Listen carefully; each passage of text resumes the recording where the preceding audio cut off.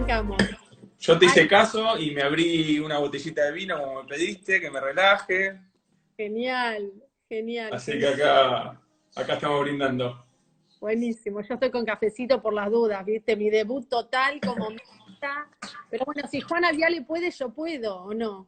Obvio, obvio. Total. Y la estás llevando muy bien, Juana, ¿eh? Ojalá tuviera, bah, no importa. Vamos al punto de nuestro encuentro que tiene que ver con tu historia. Y yo tenía ganas de arrancar un poco más atrás de lo que solemos arrancar en general.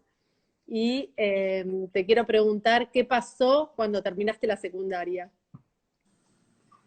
¿Con quién vivías? ¿Dónde vivías? ¿Y Ok. qué pensabas hacer de tu vida?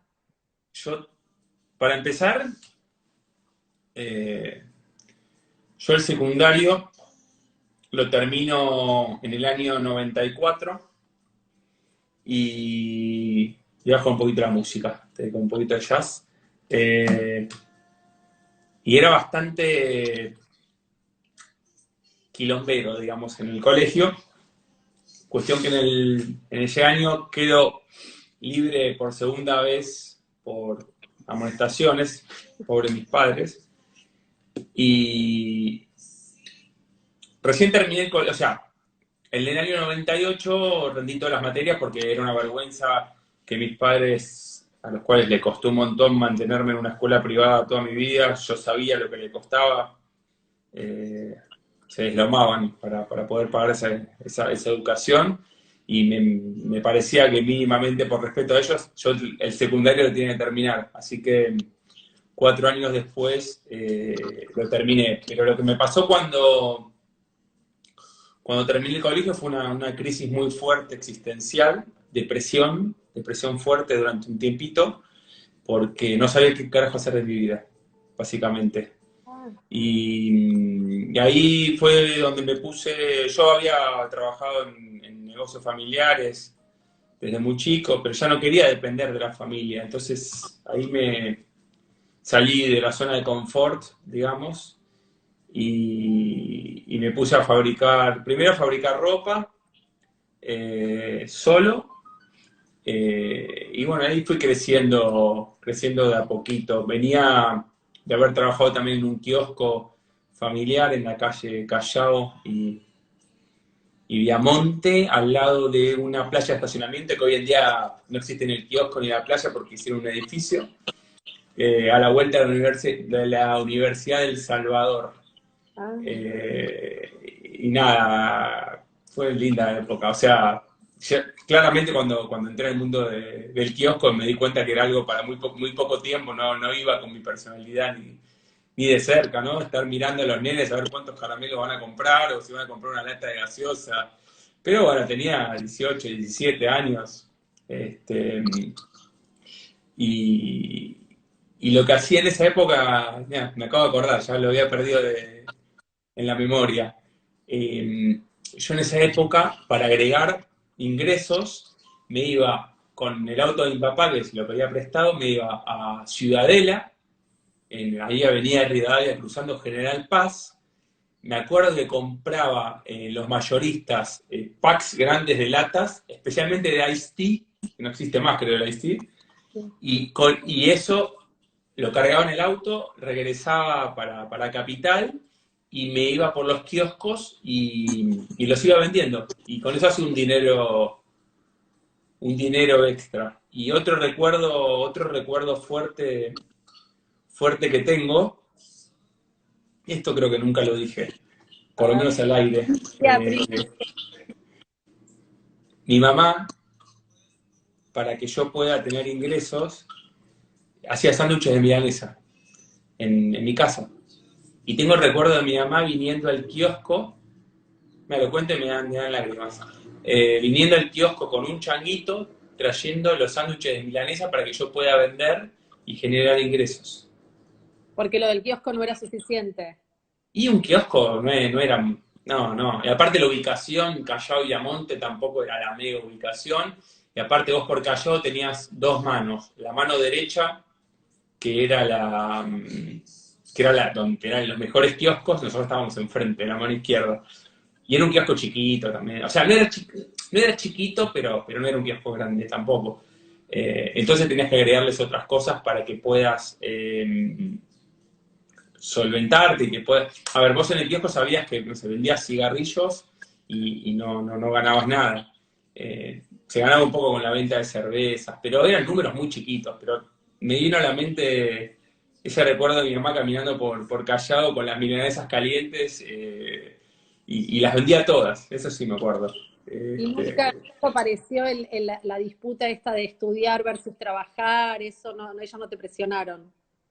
no, te diría un poco mi papá, quizás como que me decía que me convenía estudiar, y a mí la verdad que nunca me gustó estudiar, sinceramente, y yo como en algunas cosas de la vida soy como, no me quedo nunca quieto, entonces como que me parecía que iba a estudiar y como iba a perder el tiempo en algún punto y quería ya salir al mundo.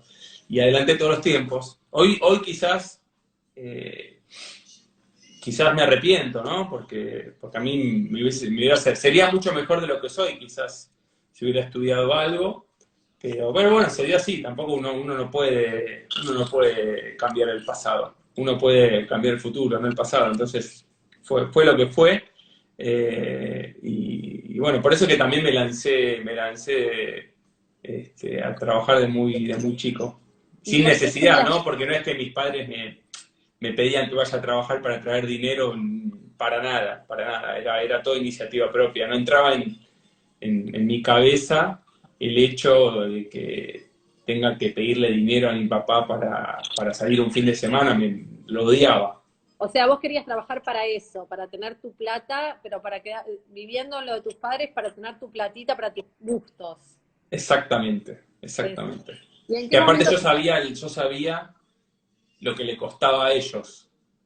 Ah, Bueno, para el que no me conoce, nosotros cuando éramos chicos, eh, cuando yo tenía edad de primario, vivíamos en un departamento, Avenida Córdoba 2088, a media cuadra de la Facultad de Economía, al lado de un bar que se llamaba Sócrates, no sé si existe. No, creo que hay un banco, ahora un Banco Galicia. Nosotros vivíamos en un departamento de 3 ambientes. Yo tengo eran 3 hermanos. 6. Y yo dormía en una habitación con mi hermana dormía en la otra habitación con mi hermana más chica, que es Irla, y mis padres dormían en el comedor. Ah, no me digas. Sí, sí, sí.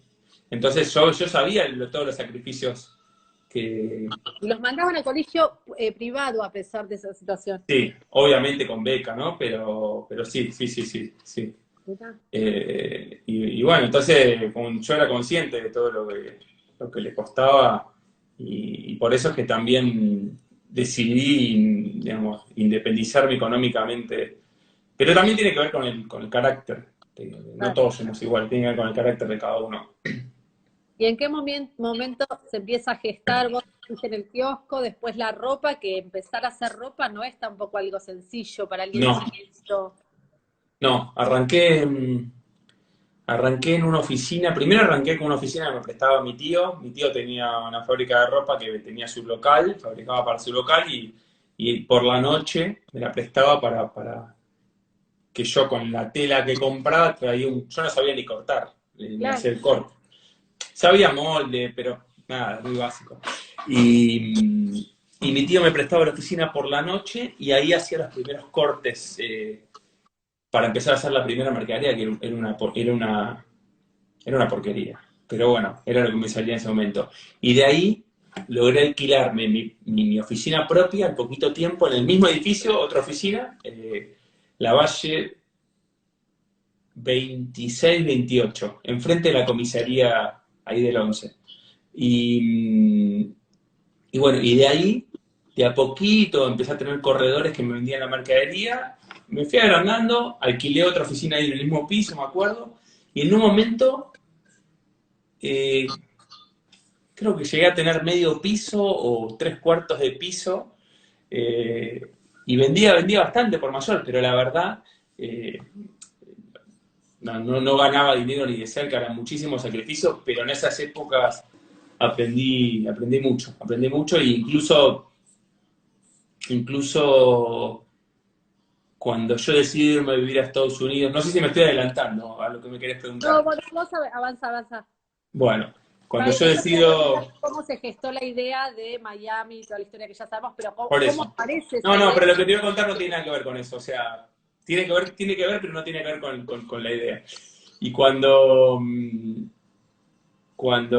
decidí irme a vivir a Estados Unidos, claro, ¿cuál era mi capital? La ropa que había confeccionado, que tenía en stock, la plata que me debían los locales, porque yo vendía solamente por mayor y cobraba cuando podía, porque me pagaban muy mal, y después las máquinas. Y entonces lo que hice en la última época, yo necesitaba seguir fabricando para generar un poquito más de dinero, porque no tenía plata prácticamente. Entonces tenía el único empleado que tenía, que de hecho fue muy emocionante porque hace no mucho tiempo se comunicó de vuelta conmigo por Facebook. No. Sí, sí, sí, sí, nos queríamos mucho, un chico peruano, Henry. Y agarrado, yo trabajaba todo el día, o sea, la oficina la abría bien temprano, hasta las 8 más o menos de la noche, de ahí me iba a mi casa, me acostaba a dormir, me levantaba a las 4 de la mañana más o menos, 3, sí, 4 de la mañana, a las 4 de la mañana me encontraba con Henry en la oficina, en la Valle, cargaba el auto de mi papá que me lo prestaba, con la mercadería que tenía, con esa mercadería me iba a la salada, creo que iba 2 veces por semana, y estaba en la salada, armábamos el puesto, vendíamos, y estábamos en la salada más o menos hasta las 11:30, 11, desarmábamos el puesto, cargábamos la mercadería que nos quedaba, volvíamos al 11, trabajaba todo el día normalmente y así eran mis días. Y después los fines de semana, los días sábados, nos íbamos al mercado central y vendíamos también ahí. Y de esa forma me pude ir haciendo un poco de efectivo. Después, bueno, vendiendo un poco la máquina que había podido comprar, de coser, de cortar. Nada. Y Para así fue hacer como. empleados también, ¿no? Porque uno no sé cómo es, uno corta No, sí, solo. tenía un cortador, un hombre grande, tenía a Henry, tenía en mi época de esplendor, tenía 3 empleados. Ah, Y mira. aparte, todos los corredores es la persona que me vendían, ¿no? Los vendedores, que iban a comisión. Y yo les daba las muestras, digamos, de la mercadería, ellos salían a los locales y, y las vendían, básicamente. Y Así fue como. tu motivación era simplemente en ese momento era ayudar a tus padres y generar algo de ingresos, pero no, ¿ya tenías en la cabeza algo de un poco más de ambición o No, todavía? no, vivía al corto plazo. Ajá. Yo sí siempre, chico, todo lo que hacía trataba de ver si me lo podía imaginar en el tiempo. Es decir, a mí una cosa que me pasó cuando empecé Ahí en preguntan, ¿a qué edad fue todo ¿a esto? qué edad? Eso de los 20, ¿no? Y 17 años. Eh, lo que me pasó también, otra historia que no la conté, antes del kiosco, Hola, Noli. mis padres con mi tío habían puesto un restaurante en el 11 también, siempre en el 11. Y yo atendía al restaurante, iba con la bandeja por una de las galerías repartiendo café. Ahí aprendí que la clave para que no se te vuelque el café es no mirarlo. Eh, y nada, me acuerdo que mi papá me mandaba a cobrar a los que debían y me costaba tanto, me costaba tanto. Eso fue previo al kiosco. Eh, Bárbaro. así que, Bueno, así ¿y que cómo nada. en qué momento empezás a pensar en irte? Porque ahí Bueno, ya, esto que estaba por decir, o sea, cuando hice lo del kiosco y cuando hice lo del restaurante, yo sabía que era algo que no lo veía para mi vida. No, no, no, o sea, era algo totalmente momentáneo. No me veía teniendo un kiosco toda mi vida ni de cerca. No, a ver, no porque esté mal el que tenga un kiosco, no tenía nada que ver con mi personalidad. Yo sabía que era algo totalmente momentáneo. te Y imaginas. de total casualidad, porque yo no lo estaba pensando ni de cerca, en octubre del 2000 tengo un casamiento de un amigo y llega otro amigo, un chico que era muy amigo mío que vivía en Estados Unidos. ¿Por qué soy hincha de algo? Preguntan, por herencia familiar. Y en el casamiento el hermano estaba justo abriendo una oficina de RE/MAX en Miami y me dice, vos te tenés que venir a trabajar con nosotros, nosotros sabemos que vos sos re trabajador y la verdad que te vi bárbaro. Bueno, nada, cuestión que dije, ¿sabes qué? Voy a ver qué onda. Ahí fue donde en noviembre o diciembre del 2000, habrá sido en noviembre creo que fue. Noviembre del 2000, agarro, me compro un pasaje y me voy unos días a la casa de mi amigo en Miami a ver de qué se trataba. Y ahí me flasheó, enseguida me encandiló todo el mundo inmobiliario. Y bueno, ahí es donde tomo la decisión de irme a vivir a Estados Unidos, volví a Argentina. Contale a la gente cómo te fuiste, en qué condiciones de, por ejemplo, tu inglés, tus contactos. No, cero. Inglés, yo lo que hago, mi inglés era inexistente, edad en el 2023 años. Y lo que hice fue cuando yo ya sabía que me iba, empecé a tomar 3, 4 veces por semana clases de inglés durante 3 meses. Pero en realidad no eran clases orientadas a hablar inglés. Vos cuando estás en Estados Unidos para poder trabajar en el mercado inmobiliario, tenés que tener una licencia. Entonces estaba totalmente orientado a rendir la licencia, que Claro. fue el famoso, yo conté en algún video, el famoso examen multiple choice, que fue durísimo. Y entonces mi nivel era muy malo y mi nivel de contactos era cero. Pero cuando digo cero, era cero. No conocía a una persona que podía ser un posible cliente. Y bueno, volví, hablé con mis padres, por Ah, suerte fuiste los y dos. volviste y volviste a irte. Claro, tuve una semana en Miami. Ahí decidí que me iba a ir a vivir a Estados Unidos, claro. Ahí decido que me voy a ir a Estados Unidos, vuelvo a Argentina, hablo con mis padres. Ah, La verdad que los dos me recontra apoyaron, solamente en un momento, y es lógico, ¿no? Mi papá, nada, se me recontra puso a llorar, me dijo, me acuerdo cuando eras chiquito y te llevaba a jugar al fútbol y me quedaba viéndote y ahora no te voy a tener más, y bueno. eh, y bueno, me fui, junté las fuerzas, todavía tengo el recuerdo, esto es otra cosa que nunca lo conté, creo, otra primicia. Tengo mi imagen, hoy, en este momento, el recuerdo me habrán ido a despedir, no sé, 50 personas más o menos en ese momento, wow. amigos, muchos amigos, familia. Y tengo el recuerdo de estar caminando en Ezeiza, en el primer piso, que hay como una galería, no sé si ubicás, una galería a la izquierda. Vos tenés dos escaleras, la escalera de atrás es como que subís a una galería que llegás a la entrada.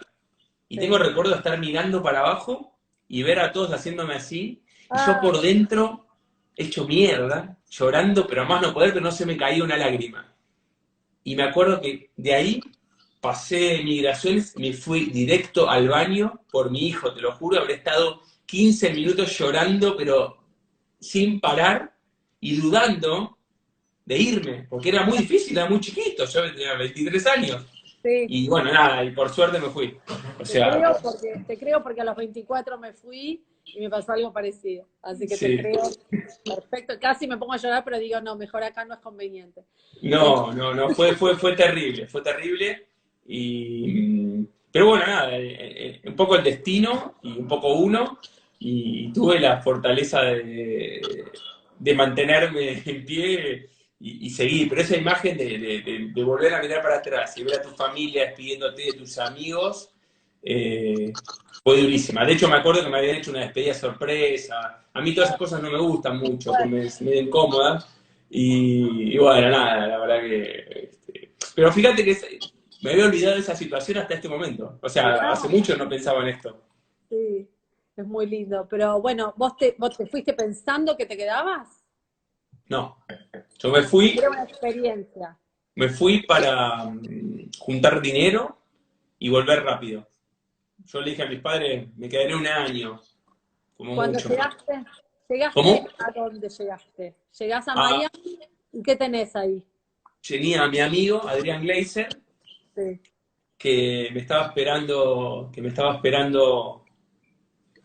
en su casa, o sea, llegué, me vino a buscar al aeropuerto. Eh, Adrián Gleiser en toda esta historia es una persona clave, porque sin él no hubiese hecho nada de lo que hice. Entonces, él es una persona clave en todo lo que es mi historia. Viste que todo el mundo tiene una persona que te ayudó mucho. Bueno, él Sí. fue el. Después yo hice todo el resto, pero si él no me daba esa posibilidad inicial, yo el resto no lo podía hacer. Entonces fue como la persona más importante de esa época que yo tuve. Sigo en contacto con él, de hecho. ¿Y él estaba en Así que Rima? el hermano de él había abierto un Rimax en ese momento. Ajá. Y empezaste. Mira, voy a contar algo que no sé si lo debería contar. Pero bueno, éramos Usalo. jóvenes. Éramos jóvenes. Él vivía en un departamento de 3 ambientes. Claro, y él estaba de joda, y yo no. Y era todas las noches joda, traía minas, quilombo, y yo estaba encerrado en la habitación por mi hijo, y no salía nunca. Y tratando de dormir y tratando de estudiar así. ¿Qué estudiabas? Nada, ¿cómo? ¿Qué estudiabas? ¿Inglés? Estudiaba para poder rendir el examen de real estate, Ah, la la licencia. licencia. Ah, ya de Y una te metiste a eso. de una fui a RIMAX yo. No, yo pensé que como agente podías no tener ninguna licencia. Ah, no, ya necesitabas la licencia para ser agente. Exactamente. Así que, Qué bárbaro. nada, al principio me prestaba su auto porque yo no tenía auto, no tenía nada. En Miami sin auto no te puedes mover. Cuestión que nunca me salí del eje, digamos. Y bueno, hasta que yo llegué en abril, me quedé en la casa de él más o menos 2 meses, 2 o 3 meses. Hasta que recién en junio me pude alquilar mi departamento, que era un departamento bastante humilde, pero para mí era lo máximo poder ya vivir solo en Estados Unidos, en Bay Harbor.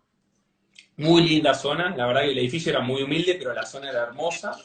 Y bueno, nada, y de a poco, bueno, me compré el auto, mi primer auto que tuve en Estados Unidos, que ahí fue donde me quedé prácticamente sin dinero, porque digamos, todo lo que tenía lo invertí en el auto, y bueno, ¿Cómo y de hacías ahí para conseguir, cómo hacías para conseguir clientes sin el idioma y sin gente conocida? agarraba un CD que me daban en la oficina con todos los dueños de departamentos de todo Miami y me ponía a hacer llamadas en frío. Era la única posibilidad que tenía. ¿Qué idioma? En inglés, obvio. En el inglés En el también. inglés que me salía. Era un inglés indio. Y así igual los conseguías. Y me costó muchísimo al principio. Al principio me costó un montón, me frustré un montón de veces, pero lo peor, y seguramente a muchos de los que están mirando les pasa o les ha pasado, lo peor era saber que si no generaba algo no tenía para seguir. Y para seguir me refiero para comer. O sea, por más que al principio yo, digamos, estaba en la casa de mi amigo, pero después ya no, y había que pagar el alquiler y los gastos del auto y la vida. Y entonces me deslomaba. Cada cliente que me aparecía, o prospecto, porque ni siquiera eran clientes, trataba de exprimirlo al máximo, de tratar de sacar todo el jugo posible. Y algo lindo que me pasó en mi etapa como agente, esto sí ya lo conté alguna vez, la primera persona a la cual le vendí, o la segunda, terminó siendo 6 años después la última persona a la que le vendí. O sea, yo trabajé muchísimo todo lo que tiene que ver con los referidos. Todos referidos. Sí, la primera operación la hice bastante rápido. Yo arranqué mediados de abril, más o menos, y la primera operación la habré hecho en mayo. Para el que conoce Miami, hay un hotel que se llama Casa Blanca, que queda en la 63 y Collins, y mi primer venta que hice fue una habitación de hotel, una venta de $55.000. Que en Wow. ese momento para mí era la panacea. O sea, Nos está viendo una amiga mía que es manager de agentes, o no sé cuál es el cargo en Miami, Realtor Top de lo top. Patri, ¿estás por ahí? sí, alguna vez me la nombraste. Sí, creo que recién me mandó un mensajito. Ella pasó una situación, no importa, totalmente distinto, pero está en este rubro allá. Eh, Escúchame, y cómo fue vos por qué crees que te referían? ¿Qué es lo que pensás que te... Yo generaba digamos, una relación con los clientes que trascendía con los que generaba onda, obviamente, no con todos, pero trascendía eh, un negocio inmobiliario. O Porque eras sea, chiquito, o sea, ¿cómo? porque eras chiquito, eras un Sí, nene. sí, pero bueno, ya lo veía eso. Y aparte, al estar solo también vos necesitas relacionarte con gente, porque es durísima la soledad. Y bueno, en ese lapso conozco, apenas llego a un amigo que termina siendo uno de los mejores amigos de la vida, eh, y después dos más, una pareja de amigos brasileños, los adoro, y otro amigo más mendocino, eh, que hace un tiempito lo volví a ver también, y bueno, y era una contención espectacular. Y me acuerdo con Johnny, con el primero de los chicos, era el viernes que la mujer cocinaba, éramos re humildes todos. Ellos, para que te des una idea, ellos eh, en una época sobrevivían vendiendo flores en los semáforos. Wow. No teníamos dinero ni siquiera para ir, olvídate, ir a comer afuera, a lo sumo comprar un par de cervezas. Pero era hermoso, y la mujer cocinaba los viernes, la mujer de Johnny, y yo me iba a la casa de ellos y nos quedaba ahí, la pasábamos bárbaro, la verdad que con muy poquitito pasábamos grandes momentos. Qué bárbaro. Y vos contaste una vez que siempre fuiste creciendo en la carrera allá, que Sí, todo el año, cada año fue mejor que el anterior. sí, correcto. Sí, era parte de lo que yo me proponía. Yo sentía que estaba entregando, hoy no lo veo así, pero en ese momento lo veía así, estaba entregando tiempo de vida por dinero. Entonces lo tenía que aprovechar al máximo. Mirá, ya tu tiempo valía un montón. Sí, sí, porque era tiempo que yo no estaba con mis amigos, con mi familia, con las cosas que más me gustaban hacer, las tenía lejos. Entonces tenía que valer la pena. Y tu proyección en ese momento era volverte a Argentina con plata. Sí. Tenías un lapso de El tiempo, primer pero año mi idea era juntarme $10.000. Con $10.000 yo iba a abrir un kiosco. Esa era mi ilusión. Y bueno, y cuando junté esos primeros 10.000, sentí que podía para más y seguí, y esos 10.000 fueron creciendo o y me sea que empezó a gustar lo que hacía principalmente. lo del kiosquito te había gustado, pero ser el dueño. Claro, sí, sí, sí, sí, sí. Eh, no, y me empezó a gustar esto del mercado inmobiliario. Me empecé a dar cuenta que tenía una posibilidad de crecimiento espectacular. Este, ¿Y en qué y momento aparece la idea de volver y volví a Argentina. o sea, vos cada uno de esos años fuiste creciendo en la misma oficina, cada vez produciendo más. Sí, Y en un momento, ¿qué pasa? en realidad, a ver, la ilusión y las ganas de volverlas tenía todo el tiempo, desde que llegué. Ah, Lo mío era, mis únicos viajes eran a Buenos Aires. Yo tenía, por ahí con el dinero que me gastaba en un viaje a Buenos Aires, me podía haber ido a cualquier lugar del mundo.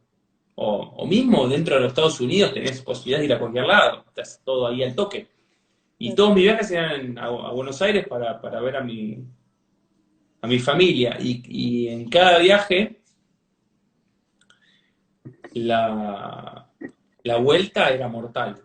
La vuelta era porque mortal. venías de visita entonces, claro. Sí, sí, sí, la vuelta era durísima. Los primeros días en los cuales volví a Estados Unidos eran de llanto total. Me replanteaba un montón de cosas. ¿Hasta cuándo? ¿Hasta cuándo? Y en un momento, en el 2005, que era el momento donde mejor me iba económicamente, porque era mi mejor año de todos, yo me acuerdo que se lanzó un edificio en venta y yo en un mes y medio, estamos hablando de no los valores que manejamos en Argentina, eh, en un mes y medio vendí 12 departamentos, solamente en ese edificio, o sea, una guasada para lo que era la época, solo 26 años, era una locura. Y Claro. solamente ahí vendí 12 departamentos. Y ahí lo que empecé a sentir era que ya lo económico no me retribuía, ya no compensaba lo económico con lo personal.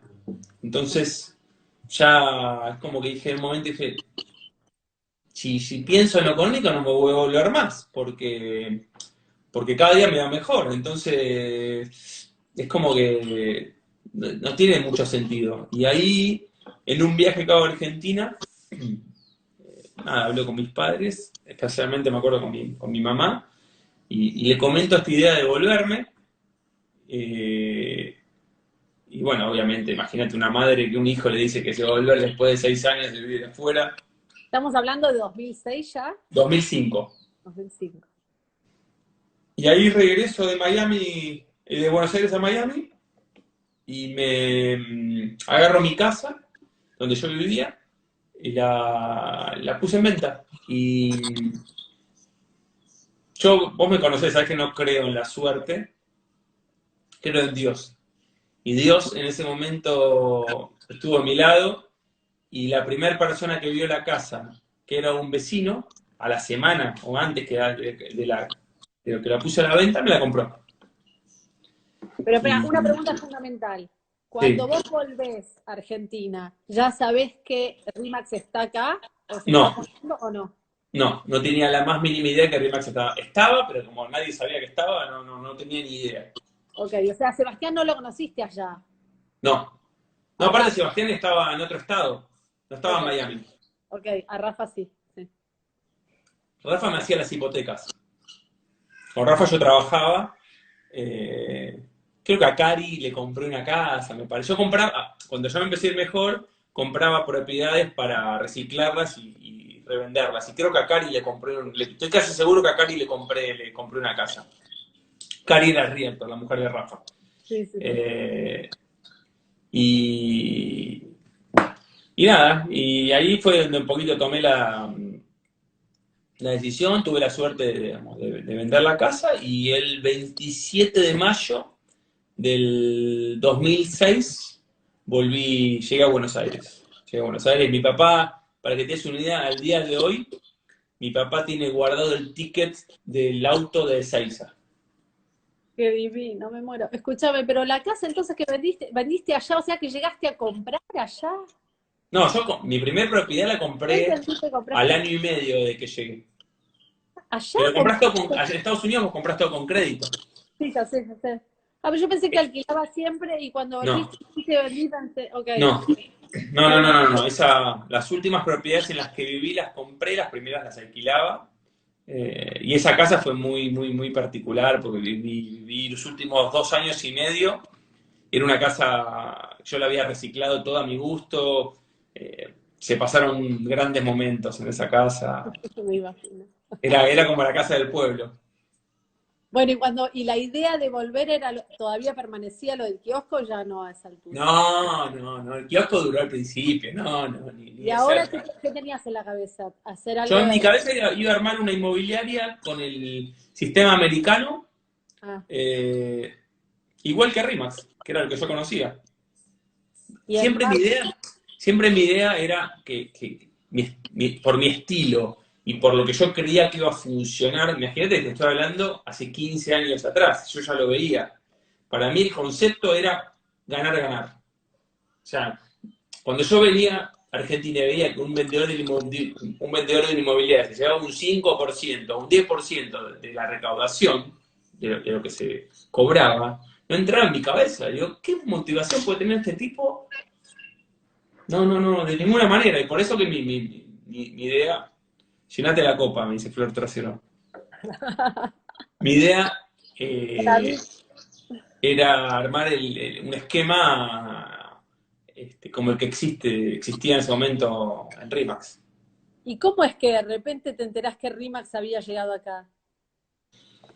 Me entero porque yo tenía un cliente, Alberto Amsel, que yo le había vendido varias propiedades en Estados Unidos y siempre dijimos, cuando yo vuelva a hacer algo juntos, cuestión que él me comenta que,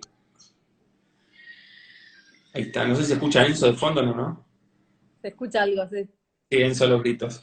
Eh, pasa Él nada. me comenta que había llegado Rimax y ahí me contacto y enseguida lo voy a ver a Sebastián. Lo voy a ver a Sebastián. Yo me acuerdo cuando volví a vivir a Argentina le dije a mi mamá que me iba a tomar un año sabático, que no duró nada. Fue el Así tiempo que justo para que te enteres que Sebastián había traído la licencia. sí, sí, sí, sí. Y creo que lo fui a ver, si no me equivoco, no me equivoco, lo fui a ver ahí a Ingeniero Guti, que fue el primer lugar donde estuvo Rimax Argentina. Ahí lo conozco a Sebastián y a Dotti.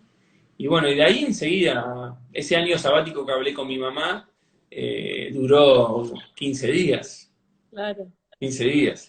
Al toque me puse con. Yo me aburro, digamos, es imposible que pueda estar un mes sin hacer nada, me vuelvo loco, pero porque tiene que ver con mi instinto. Y Claro. bueno, y ahí arranqué la historia de Remax Premium.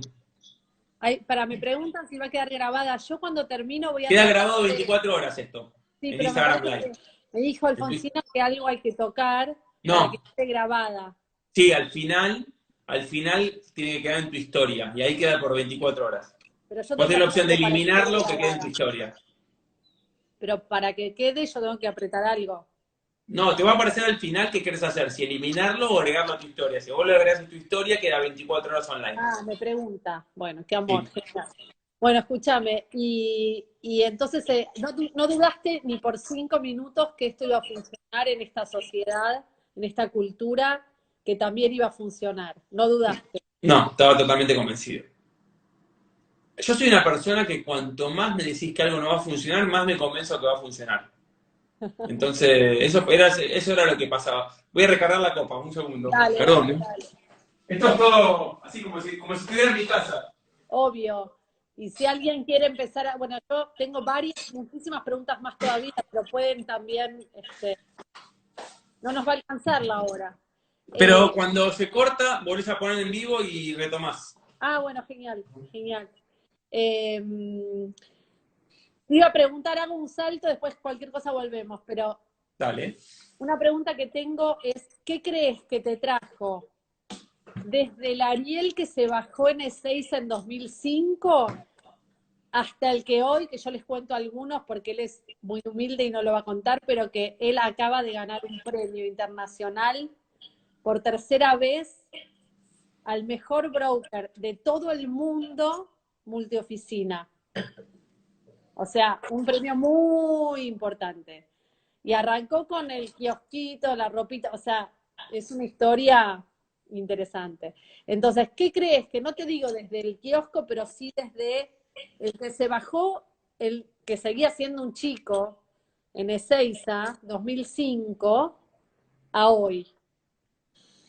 Yo creo que lo principal Porque es. sos otra persona, Sí, sí, sí. más allá de la edad.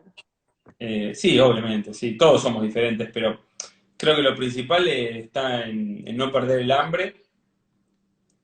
Estoy convencido que me rodeé en todos los ámbitos de mi vida de buena gente, que eso es fundamental. Eh, y soy muy exigente, yo soy muy competitivo conmigo mismo. Muy competitivo conmigo mismo. Y, y voy siempre tratando de buscar la mejora y ver qué hice mal para ver cómo lo puedo mejorar, cómo lo puedo corregir. Pido feedback. Eh, creo que eso, creo que el no conformarme nunca, que tampoco está bueno. O sea, yo siempre cuento, cuando era gente, por ahí cerraba un negocio y en vez de llegar a la noche y tomarme una copa o ir a comer y festejarlo, ya estaba pensando en, era como muy voraz, pensando en lo que sigue. Ya está. Y ¿Seguís como así? broker también me pasa, ¿eh? Ahora aprendo a disfrutar el momento, pero antes no me pasaba. Antes era como que, bueno, lograba algo y voy por más y, no, y nunca me pongo a disfrutar lo que tengo. Y cada día estoy trabajando conmigo mismo para no pensar en lo que no tengo y disfrutar de lo que tengo. El otro día lo escuchaba a Juan Bautista, que estuvo con Sebastián, y me vi muy identificado cuando dijo eso, ¿no? Esto de disfrutar lo que tenemos, porque si estamos siempre viendo lo que no tenemos, no disfrutamos nunca lo que tenemos. Entonces, yo tengo cosas hermosas en mi vida. Obvio. Y bueno, nada, las valoro un montón, porque vos eh, generalmente valoramos las cosas cuando las perdemos. Entonces hay que aprender a valorarlas cuando las tenemos. Totalmente, totalmente. En todos estos años, si me pudieras contar 3, 4 cosas que aprendiste. Lo que más me costó a nivel laboral fue delegar. Fue delegar. Cuando vos trabajás muchos años solo, pensás que nadie lo puede hacer como vos. Y es una gran mentira. Y bueno, y aprender a delegar y a confiar en que otro lo podía hacer igual o mejor que yo, me costó los primeros años.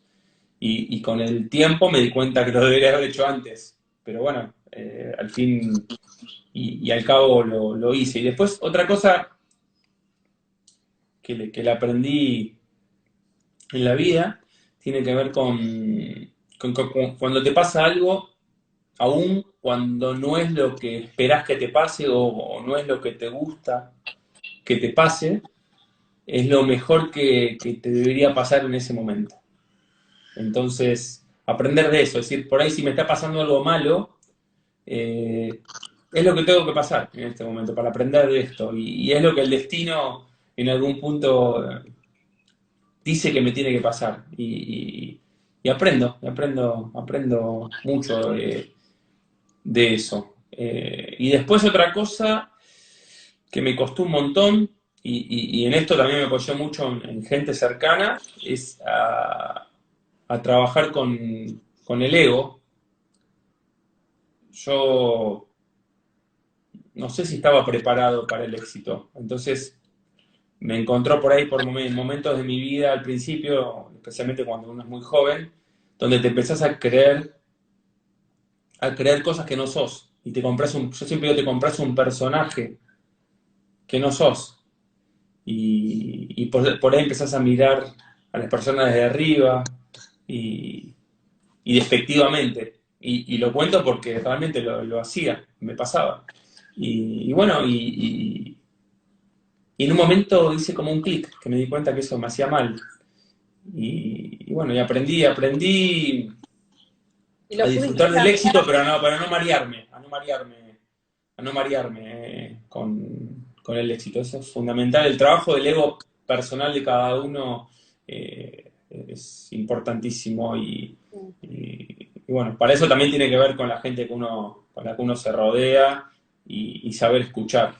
Porque si yo cuando alguien me marca algo me enojo, lo único que voy a lograr es que esa persona nunca más me diga nada positivo. Claro. Entonces, nada, yo era muy reactivo, yo era recalentón al principio, porque era así Bueno, de chico. justamente una de las cosas que te iba a preguntar, porque desde que yo te conozco, que ya van a ser en julio 8 años, yo no te vi caliente nunca. No, No, nunca te vi perder el no, control. a ver, seguramente estuve caliente, pero no lo demostré.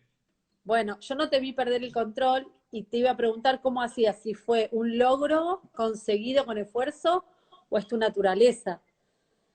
Un logro conseguido con mucho esfuerzo. Mirá, Cuando, por lo menos, digamos, lo que me pasa a mí, cuando vos estás en una... ahí eh, la gente está re contenta con escuchándote. eh, me emociona de verdad. Cuando vos estás en una posición de privilegio, por ahí Sofi. como me pasa a mí, tenés que ser muy consciente del impacto de las cosas que decís y de las reacciones que tenés. Entonces, yo estoy en una posición en la cual, si yo reacciono, primero me daño yo, pero después puedo dañar mucho al prójimo. Y en esto aprendí de mucha gente. Una de las personas que más me ayudó en esto fue Mariela Greco, que sé que está ahí por ahí porque vi algún mensaje. Una diosa Eh, total. sí, mientras ella trabajaba en Trimax Argentina, yo en los primeros años era una persona que me peleaba mucho con mis colegas. Y bueno, y con ella aprendí a no reaccionar. Me costó un montón, ¿eh? Te diría que fue de las cosas que más me costaron en mi vida, pero lo logré. Y bueno, no, ya hace muchos años no me peleé con nadie, muchísimos años. No tengo ni recuerdo de la última vez que me peleé con alguien. Se te está declarando, te aviso. Así que, Y otra cosa que a mí me impactó desde el principio, pues son cosas que yo observo, es que tenés, bueno, lo que dice Steve Jobs que hay que tener, que es como una forma muy simple de analizar los problemas, como un enfoque de mucha simpleza, para uno, por ahí yo te voy a contar algo con 380 palabras y vos me respondés con un monosílabo que lo resolvió. Y eso es bueno, pero yo hablo así importante. también. El que me conoce, yo hablo fácil. A mí no me No, gusta no, la pero no es por gente. fácil, es simple, uno se enrosca como que un tema con un cliente tiene un vericueto y el otro, y cómo hago, porque no sé qué, y vos, tuc.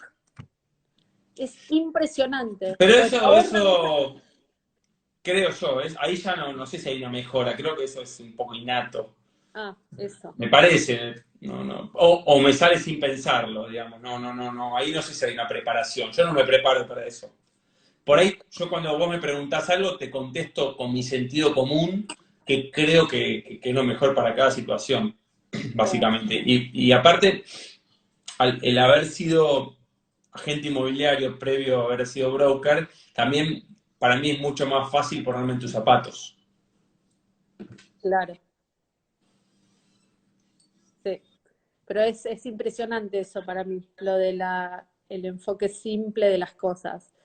¿Qué aprendiste de otros? ¿Quiénes fueron tus mentores? Y los primeros mis padres. Eh, yo tengo un recuerdo que me marcó mucho cuando mi papá tenía el restaurante, perdón, no, previo al restaurante fue esto, teníamos un negocio de ropa y, y a mi papá le había quedado una deuda con un proveedor y mi papá se va del rubro textil y incursionamos en ese restaurante, un restaurante en el 11 y tengo el recuerdo de, de que el primer dinero que mi papá ganó fue para pagarle a esa persona. Y yo estaba con mi papá cuando fue y le pagó. Y me acuerdo, a mi papá le decían champa también, le dicen, eh, que la persona a la cual mi papá le pagó le dijo, no esperaba que me pagues, y la verdad que cualquier persona en tu lugar probablemente no me hubiese pagado porque vos ya no estás más en el rubro y nada. Y bueno, esos valores me marcaron de por vida. Digamos, con los padres que tengo es imposible ser una mala persona. Y creo que digamos, el principal ídolo, los principales ídolos claramente son ellos. Y después me nutrí mucho de... A mí me gusta mucho el deporte, entonces me nutrí mucho de deportista, siempre, digamos, mi emblema futbolístico, pero no solo por lo que fue como jugador de fútbol, sino lo que es como persona, es Enzo Francescoli. Para mí es un ejemplo en todo, en todo. Y bueno, ahí es donde empecé a ver personas, después mucho la filosofía del Pep Guardiola, y bueno, ahí te diría, después Sebastián Sosa, te diría también en la parte humana, aprendí un montón de él, muchísimo, muchísimo en cuanto al ser una buena persona. Y después toda la gente, yo con la que trabajo todos los días, eh, desde Víctor, a Rafa, a Marianela, toda la gente que me rodea, en el día a día aprendí y aprendo un montón, un montón, un montón. Y creo que todos fuimos mejorando, no solo yo. Y lo veo constantemente, pero como para hacerte un resumen, me basaría mucho en todo lo que tiene que ver con el deporte, que es lo que me fascina. Del Pep Guardiola, una de las cosas que aprendí fue el hecho de haber manejado un equipo de estrellas y que, salvo excepciones, por ahí en un momento Ibrahimovic, pero tiene que ver con el carácter de Ibrahimovic, nunca ningún jugador habló mal de él. ¿Y cómo haces para manejar cuando vos tenés 22 estrellas, los Pará, se egos? va a cortar. Quiero saber si quieren que volvamos. ¿Volvemos? Porque se va a cortar de golpe, entiendo. ¿Volvemos a empezar? O sea, corto Yo y no tengo vuelvo. problema. Bueno, seguí Ah, hablando. claro, se va a cortar ahora. Lo que tenés que hacer, Caro, cuando cortás, grabalo y que queden historias. Ok. ¿Está bien? Bueno, un minuto y volvemos.